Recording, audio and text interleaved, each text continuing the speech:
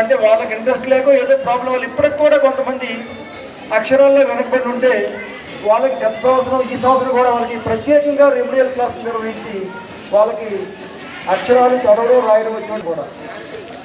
అంటే నేను మీకు ఇచ్చే చిన్న సలహా ఏంటంటే ఇంటికి వచ్చాక పిల్లలు ఇంటి దగ్గర పాఠశాలలో ఏం చెప్పారా అని ఒకసారి మీరు అడిగి ఏం చెప్పారో అది ఒకసారి మననం చేయించండి.